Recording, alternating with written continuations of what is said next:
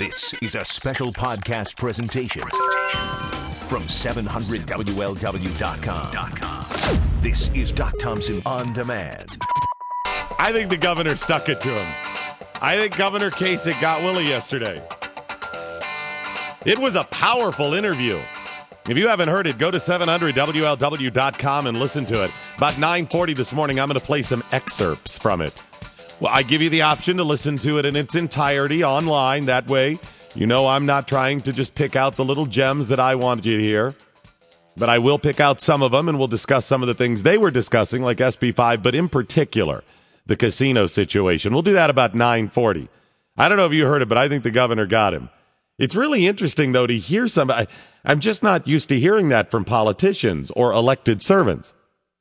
Maybe it's that he knows Willie. I've seen the governor in other interviews. He doesn't seem that assertive, but he was definitely laying out there. I mean, he went after Willie. Well, I think the governor's right on some of the things after hearing the interview. I agreed with some of them. Some of the things, still not so sure about. We'll dive into it about 9:40 this morning. Gennady Litvin joins me now, bankruptcy attorney. How are you, Gennady? I'm doing good. Thank you for having me this morning. We have this question. Can the United States government declare bankruptcy? Not just yet. It's not in the books. The law just doesn't allow it at the moment. But we could default on our debts, though, right? So bankruptcy is a legal term, right? Bankruptcy is a legal term. You are correct. The United States can default on its debt obligations. But if the history is any sign of what's to happen in the future, it's unlikely to happen. The United States, I believe, has defaulted only twice on its debt obligations, one of them being during the Great Depression. You don't think we're anywhere near that? Not the Great Depression, no. No, I mean defaulting on our debt obligations.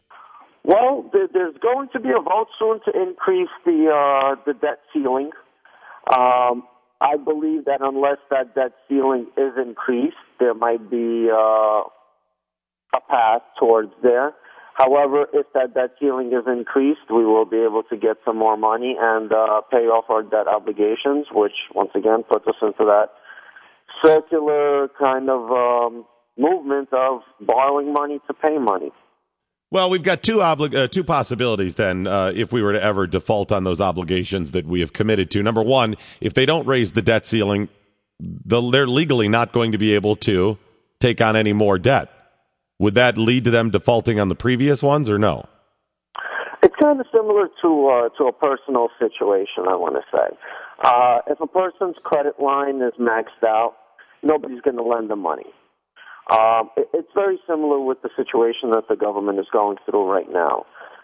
If they're going to top out their credit line, which I believe is going to happen by the middle of next month, which is I think 14.3 trillion, they're not going to be able to borrow money anymore. They can't borrow money. That means they can't inject money into the economy, and they can't start to pay off their debt obligations to whomever it is. I'm not even talking about internationally. I'm talking about locally. So we take on more debt in order to pay off past debts. That's one of the things we're doing. So if we don't take on any new debt, we won't be able to meet those unless they dramatically cut the budget. Well, now it would be more than in half. That's true. But I want to bring up another point. Doesn't everybody else do that?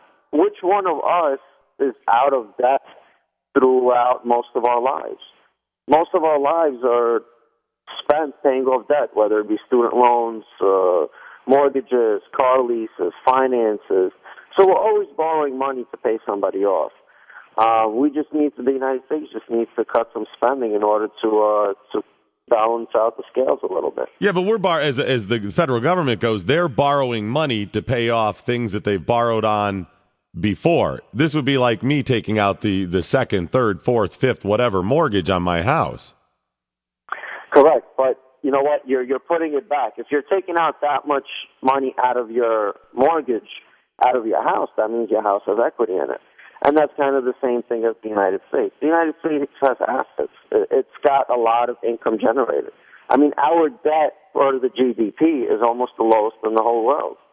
If you look at and you want to compare it to Japan, Japan's debt is 200% of its GDP. We're only 60%. Yeah, but ours has increased dramatically, and that 60% can be broken down a couple of different ways. I've seen it rated a little bit higher as well, but we also know that no country has survived when it becomes over 90%, and we are continuing to grow that. Correct. But you know what? I also think that our income is growing as well. Right now, the United States is, we all know that it's in a transitional moment. There are many things that we're coming out of, one of them being a huge recession, a real estate bubble that just burst. And I think that, sometime in the near future we will be looking to get better and get well, but right now we're just in the recovery phase. You just see it as a recovery phase. You don't see that looming $14.2 trillion right now as bad? I think it's bad. I don't think it's the worst thing in the world, because all the money that's being borrowed by the United States is being injected back into the economy. It's stimulating the economy. Remember, a lot of people are thinking of, debt is horrible, but debt is not the worst thing in the world, because that debt does create income. It does create jobs. It does create momentum within the economy. If you were to decrease and take away that $14.3 trillion in debt overnight or even in 1 year, the economy would suffer. So you're in favor of us running that up to $100 trillion then? No, not at all. I'm in 200 favor trillion. of it being balanced. Wait, you think 14 trillion is balanced? Compared to what? 14 trillion in debt controlled compared to AR GDP, which is continuing to increase. And as I told you, we are on a path to see that to be like other countries in situations where it got to 90% and they went away. Look at the Weimar Republic, look at other ones. But also by comparison to the rest of the world, we've already had warnings about our credit rating, Gennady. How many of those do we have to have? So if 14 trillion is fine to you, then why not 100 trillion? 14 trillion is not fine to me, nor is it fine to the country. The only point that I'm making here is that a national debt is not a bad thing. It's just the figure that's given us the problem. The figure is obviously too high, and that's where spending needs to be controlled. However, we don't want to totally eliminate the country's debt, because that's what I'm saying. That's what's going to stimulate the economy. That's what's going to get interest rates being paid. That is what's going to get jobs being made. You're telling me if we had a balanced budget every year where they only spend what they have, what they take in, and no national debt, it would be bad for us. I agree, and I do think that if there is no national debt, I don't think it would be the best thing for the country. I don't know how you could come up with that. That makes no sense, Gennady. That makes none. To pay our own bills? Well, you got to understand. Do you have a mortgage? Do I have a mortgage? Do I have student loans? That spending power and buying power is given to us based on what our credit is. If we're able to borrow that money, that means that we can back it up. No. Able to borrow the money and borrowing the money are two different things, Gennady. If my house was paid off right now and I didn't have my mortgage, I would be in a hell of a lot better situation. Number one, I would have the buying power to take out a mortgage that size because I no longer have it. But would the economy be in a better situation if you didn't take out that money? Would the fact that you're not taking out credit under something that's got equity in it stimulate the economy? Would it be better for the bank? Would it Gennady, be better for that makes absolutely no sense. That makes no sense. You want to know why? Because if I had that money, you're assuming that I wouldn't spend it. You're assuming if my house was paid off, I wouldn't spend that money other places. That makes no sense to say you can only borrow it to stimulate the economy. Only debt stimulates the economy? No, I never said only debt. I said debt is something that stimulates the economy. That's a big difference, okay? When you're borrowing money, you're paying an interest rate. That means that there is a small portion of a bubble. There are bubbles all over our economy. There is money that has no value all over the economy. Now, the problem right now that we're having is that the Federal Reserve is going to continually print money with it being unbacked. That's where we're unbudgeted. That's why it's unbalanced. That's why I'm saying it has to be controlled. So what is the balance then if you're not worried about the 14 trillion? The balance is The government borrows what it can pay off, just like any one of us is allowed to do. It does not borrow.